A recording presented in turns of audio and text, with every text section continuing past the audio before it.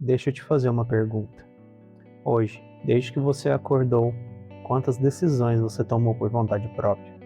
Não por obrigação, não por medo de consequência, não porque alguém esperava isso de você, mas por vontade própria. Pensa de verdade, porque o que eu vou te dizer vai mudar a forma como você vê cada escolha que você faz. A maioria das pessoas passa a vida inteira achando que está escolhendo, quando na verdade está obedecendo. O instrumento que produz essa obediência não é força, não é violência, não é coerção óbvia, é medo. Um medo calibrado, administrado e aplicado com precisão cirúrgica. Ele é aplicado por governos, por empresas e pelas pessoas mais próximas de você, todos usando o mesmo método, todos apontando para o mesmo alvo: você. Agora eu quero que você me responda algo com honestidade. Você já ficou quieto numa reunião quando tinha algo importante a dizer porque tinha medo da reação? Ou então você já comprou algo que não precisava porque parecia que todo mundo tinha e você ia ficar para trás? Você já ficou numa situação que sabia que estava errada, seja relacionamento, emprego, amizade, porque o medo do que viria depois parecia maior que o custo de ficar? Você já sentiu aquela ansiedade constante e vaga, aquele fundo de inquietação que você não sabe nomear, mas que te faz agir de formas que você nunca escolheria se estivesse calmo? Isso não é fraqueza e não é coincidência. É o sistema funcionando exatamente como foi projetado. E nesse vídeo eu vou te mostrar sobre esse sistema, camada por camada, o mesmo sistema que governos, empresas e pessoas próximas usam, até você conseguir ver cada engrenagem, porque quando você entende o mecanismo perde parte do poder. Se você gosta desse tipo de conteúdo, se inscreve no canal e deixa o like no vídeo. Parte 1. Sequestro emocional. O psicólogo Daniel Goleman chamou de sequestro emocional o momento em que a amígdala assume o controle total do comportamento. Nesse estado você não avalia risco real, você não pondera consequências, você não questiona quem está na sua frente. Você simplesmente reage. E a reação mais comum ao medo não é a resistência, é a conformidade, porque conformidade alivia o medo de imediato. Se eu obedecer, a ameaça para. Se eu não questionar, eu fico seguro. Se eu não me destacar, não sou o alvo. Esse é o circuito. E qualquer sistema que queira controle comportamental precisa de uma coisa só: manter sua amígdala levemente ativada o tempo todo. Não precisa aterrorizar, basta inquietar. Basta criar aquela sensação de fundo, aquela ansiedade que você sente, mas não sabe nomear, de que algo ruim pode acontecer se você sair da linha. Medo crônico leve. A pesquisadora Amy Arnsten, da Yale, mapeou o que acontece com o córtex pré-frontal sob estresse crônico de baixa intensidade. Não pânico, não terror, só aquela ansiedade de fundo que a maioria das pessoas sente hoje como normal. O resultado foi que o pensamento crítico diminui progressivamente, a tolerância à incerteza cai, a necessidade de figuras de autoridade aumenta e a capacidade de imaginar alternativas reduz. Na tradução direta, quanto mais tempo você passa com medo, mesmo um medo pequeno e constante, mais você precisa que alguém te diga o que fazer. Mais você obedece sem questionar. Mais você aceita narrativas prontas. Mais você evita o conflito de pensar diferente. Isso não é coincidência. Esse é o estado ideal para qualquer sistema de controle. E agora eu vou te mostrar quem usa isso e exatamente como. Parte 2. O que governos fazem com o seu medo? Antes de continuar, gostaria de dizer algo. Isso aqui não é uma teoria de conspiração. É padrão documentado, estudado por décadas e replicado em culturas diferentes, épocas diferentes, sistemas políticos diferentes. Todo controle político eficiente usa a mesma arquitetura, 4 camadas, sempre as mesmas. Camada número 1. O inimigo. Todo sistema começa como ameaça, não necessariamente inventada, mas sempre selecionada, enquadrada e amplificada para servir a um propósito específico. O inimigo pode ser externo, como outro país, uma outra ideologia, ou pode ser interno, como criminosos, grupos marginalizados e dissidentes. A função do inimigo não é ser derrotado, é ser mantido ativo e presente o suficiente para justificar a obediência contínua. Camada número 2. A amplificação. A ameaça precisa parecer maior do que ela realmente é. Aqui entram os canais de comunicação alinhados, o discurso oficial e as estatísticas selecionadas a dedo. O objetivo delas não é informar, e sim calibrar o nível de ansiedade coletiva num ponto específico, alto o suficiente para gerar dependência e baixo o suficiente para não gerar revolta. Camada número 3. O protetor. Todo sistema de medo precisa de um salvador. O governo, o partido, o líder, aquele que pode proteger você da ameaça que ele mesmo amplificou. A transação é sempre a mesma. Entregue a sua liberdade e receba segurança. Camada número 4. A punição do questionamento. Quem questiona o medo é perigoso para o sistema. Por isso, questionar vira suspeito, duvidar vira falta de patriotismo e pensar diferente vira ameaça ao grupo. A punição não precisa ser física, basta ser social, exclusão, vergonha ou cancelamento. Porque o ser humano carrega um medo tão antigo quanto a própria amígdala, o medo de ser expulso do grupo, e esse medo é tão poderoso quanto qualquer outro. No padrão histórico, essa arquitetura se repete sem exceção ao longo da história, e eu vou dar alguns exemplos. Na Inquisição, o inimigo era o herege. No século XX, dependendo do lado, comunistas ou fascistas. No século XXI, terroristas, pandemias, extremistas de todos os tipos. O rosto muda a cada geração, mas a estrutura embaixo não. E o que os estudos de John Jost sobre psicologia política documentam é que populações sob medo crônico tendem consistentemente a aceitar mais restrições de liberdade civil, apoiar figuras de autoridade mais rígidas, punir mais severamente comportamentos desviantes, desconfiar de estranhos e confiar mais em quem promete proteção. Isso não é ideologia, é neurociência aplicada ao poder. O paradoxo que sustenta tudo. Aqui está o que nenhum sistema de controle quer que você perceba. O sistema que promete segurança precisa que você nunca se sinta completamente seguro, porque segurança real eliminaria a dependência, e a dependência é o produto final. Não é que governos inventam ameaças do nada, é que eles selecionam, enquadram e amplificam aquelas que melhor justificam a expansão de controle. E você, com o cortisol levemente elevado, com o córtex pré-frontal parcialmente offline, aceita a troca sem perceber que está fazendo uma. Parte 3. O que empresas fazem com o seu medo? A revolução do marketing do medo.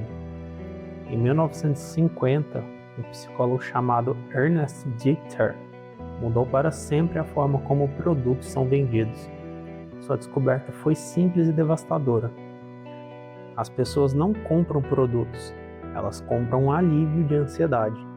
A partir daí, a publicidade parou de vender características e começou a vender proteção contra medos. Medo de envelhecer, cosméticos anti-idade. Medo de rejeição social, roupas de marca. Medo de ser irrelevante, tecnologia de ponta. Medo de não ser suficiente, cursos, dietas, suplementos. Medo de ficar para trás, investimentos, planos, seguros. O produto sempre muda, mas o medo embaixo é sempre o mesmo. E quando você entende isso, você nunca mais vai ver um anúncio da mesma forma. Escassez artificial. Existe uma técnica tão eficiente que é hoje usada por praticamente toda empresa digital do planeta. Quando percebemos que algo pode ser perdido, o cérebro responde com urgência, que neutraliza o julgamento racional. Você provavelmente conhece essas frases. Últimas 3 unidades. A oferta expira à meia-noite. Outras 8 pessoas estão vendo esse produto agora. Cada uma dessas frases faz uma coisa só. Ela ativa a amígdala. A amígdala ativada é igual a tempo de decisão comprimido. Tempo comprimido é igual a julgamento reduzido. E julgamento reduzido é igual a compra não planejada. Não é persuasão, é engenharia do medo aplicada ao consumo. E você passa por isso dezenas de vezes por dia. O algoritmo do medo. Agora, o mais perturbador de tudo é que os algoritmos das grandes plataformas digitais foram otimizados para uma única coisa: maximizar o tempo que você fica na tela. E o que maximiza esse tempo com mais eficiência? Conteúdo que ativa a amígdala. Uma pesquisa do MIT, publicada em 2018, mostrou que conteúdo falso se espalhava 6 vezes mais rápido que conteúdo verdadeiro nas redes sociais. O motivo era direto e simples. O falso era mais assustador. O medo é o conteúdo mais viral que existe, e plataformas que faturam sobre a atenção têm incentivo financeiro direto para te manter levemente aterrorizado, levemente indignado, levemente ansioso o suficiente para não largar a tela. Preciso que você ouça isso claramente. Você não é o usuário dessas plataformas, você é o produto, e sua amígdala é a matéria-prima. Parte 4. O que pessoas próximas fazem com o seu medo. Agora eu vou falar de algo que vai ser difícil de ouvir para alguns de vocês. O que governos fazem com populações, o que empresas fazem com consumidores, algumas pessoas fazem com quem dizem amar. Com a mesma estrutura de 4 camadas, com a mesma precisão, só que em escala íntima. E o dano é proporcional à proximidade, porque quanto mais próximo alguém está de você, mais acesso ele tem à sua amígdala. Os 4 mecanismos íntimos. Primeiro, imprevisibilidade calibrada. A pessoa alterna entre carinho e frieza, aprovação e rejeição, sem padrão visível. Uma hora tudo é atenção e afeto. Na hora seguinte, silêncio total e distância. Sem nenhum motivo, sem explicação. O resultado é que você entra num estado de vigilância constante, tentando ler os sinais, prever humores, para evitar o gatilho. Isso é medo crônico de baixa intensidade, funcionando exatamente como foi projetado. Segundo, ameaça velada. Raramente há ameaça direta e clara. É o tom de voz que muda imperceptivelmente, é o silêncio que dura horas sem explicação, é a mensagem "tudo bem" com um ponto final, é o "você vai ver o que acontece", que é vaga o suficiente para negar-se questionada, mas clara o suficiente para assustar profundamente. Terceiro, isolamento progressivo. Quanto menos referências externas você mantém, mais dependente você se torna da realidade imposta pelo controlador. O isolamento não precisa ser físico, basta desacreditar sistematicamente cada pessoa que poderia oferecer uma perspectiva diferente. Por exemplo, esse seu amigo é uma má influência, ou sua família nunca te entendeu como eu entendo, ou então você não precisa de ninguém mais além de mim. Quarto, culpa como instrumento. Olha o que você me faz sentir. Tudo que vai mal aqui é por sua causa. A culpa crônica produz um tipo específico de medo. Medo de si mesmo, medo do próprio julgamento e medo de que talvez você realmente seja o problema. E esse é o medo mais paralisante de todos, porque não há como fugir de você mesmo. Por que é tão difícil de sair? Agora eu vou te dizer algo importante antes de continuarmos. Se você se reconheceu no que eu acabei de descrever, em alguma relação atual ou do passado, você não ficou porque é fraco, não ficou porque é ingênuo, ficou porque seu cérebro foi condicionado. O ciclo do medo, seguido do alívio, produz no cérebro um padrão neuroquímico documentado como similar ao da dependência química. O momento de alívio após medo libera dopamina de forma desproporcional ao estímulo. Quanto maior o medo que precede, maior o alívio que vem depois. Quanto maior o alívio, mais profundo o vínculo. A pessoa não fica porque quer sofrer, fica porque o cérebro aprendeu a associar aquela fonte de medo com a única fonte de alívio disponível. Isso tem um nome clínico, que nós já falamos em outro vídeo, eu vou deixar aqui no card para vocês verem, que é o vínculo de trauma ou trauma bond. E agora que você tem o nome, o mecanismo começa a perder poder sobre você. Parte 5. O que um medo crônico faz com você ao longo do tempo. O corpo humano foi projetado para o medo em rajadas curtas. A ameaça aparece, cortisol sobe, você age, a ameaça passa, cortisol cai. O problema é que no mundo moderno, a ameaça nunca passa completamente. O noticiário sempre tem uma nova tragédia, o chefe sempre tem uma nova urgência, o parceiro controlador sempre tem uma nova imprevisibilidade, o feed sempre tem algo para te indignar ou assustar. Sobre cortisol crônico, as pesquisas de Bruce McEwen, da Rockefeller, documentam: o hipocampo, responsável pela memória e aprendizado, encolhe fisicamente ao longo do tempo. A capacidade de imaginar alternativas diminui, a tolerância ao risco cai, a criatividade praticamente desaparece e o sistema imunológico é suprimido progressivamente. Em outras palavras, sob medo crônico, você se torna mais fácil de controlar, menos capaz de imaginar saídas e menos capaz de questionar o que está vivendo. É o estado ideal para qualquer sistema de controle. Desamparo aprendido. Martin Seligman, nos anos 70, conduziu um dos experimentos mais replicados da psicologia. Ele expôs sujeitos a situações desconfortáveis das quais não podiam escapar. Depois de um tempo, mesmo quando a saída estava completamente livre, eles não tentavam mais. Seligman chamou isso de desamparo aprendido, e o mesmo padrão foi documentado extensivamente em humanos. Pessoas que vivem sob ameaça contínua sem controle gradualmente param de tentar mudar a situação, não porque acreditam ser impossível, mas porque o sistema nervoso aprendeu que tentar ativar ainda mais o medo não produzia resultado. Aí a inação vira proteção, a resignação vira estabilidade, o conformismo vira o comportamento mais seguro disponível. Se você chegou num ponto em que parou de tentar mudar algo, no trabalho, no relacionamento, numa situação, talvez não seja porque desistiu. Talvez seja porque seu sistema nervoso aprendeu a se proteger da única forma que encontrou. Isso não é fraqueza, é uma resposta aprendida. Respostas aprendidas podem ser desaprendidas. Janela de tolerância. O psiquiatra Daniel Siegel desenvolveu o conceito de janela de tolerância, a faixa em que seu sistema nervoso está regulado o suficiente para processar experiências sem ser dominado por elas. Sob medo crônico, essa janela se estreita progressivamente.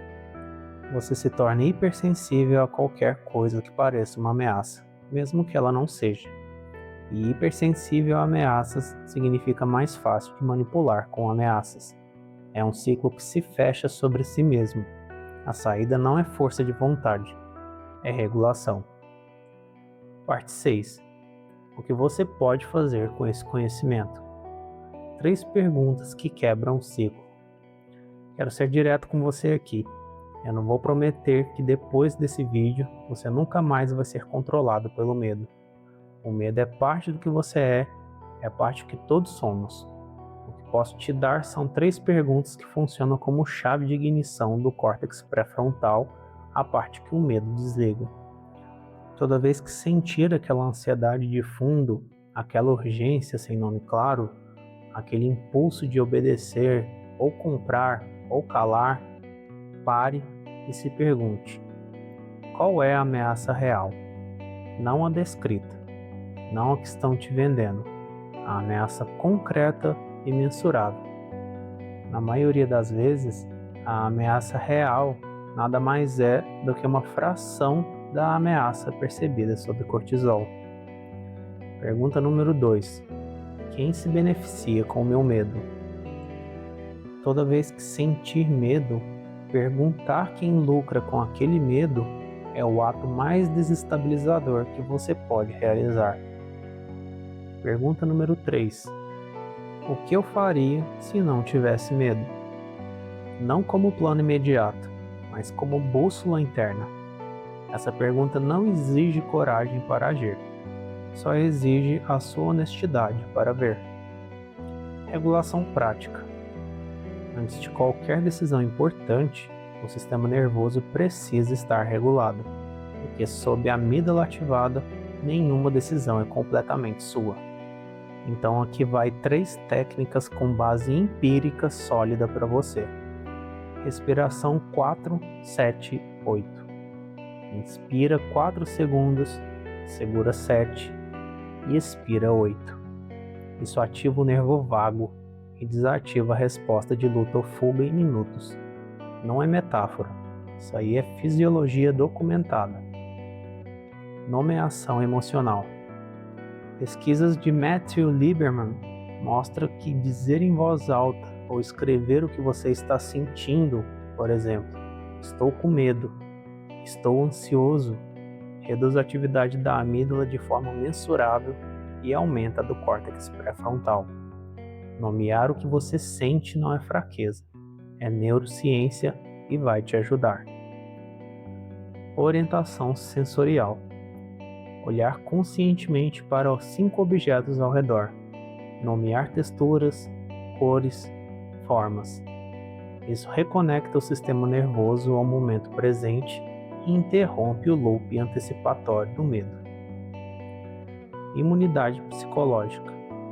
A imunidade ao controle por medo não é a ausência do medo, é a capacidade de sentir o medo, reconhecer de onde ele veio e ainda assim fazer uma escolha que não seja apenas reação automática. Isso se constrói com prática, não acontece de uma vez, mas começa com uma percepção que nenhum sistema de controle quer que você tenha. O medo que você sente nem sempre nasceu de você. Muito dele foi plantado, cuidadosamente, com intenção, por alguém que lucra com ele.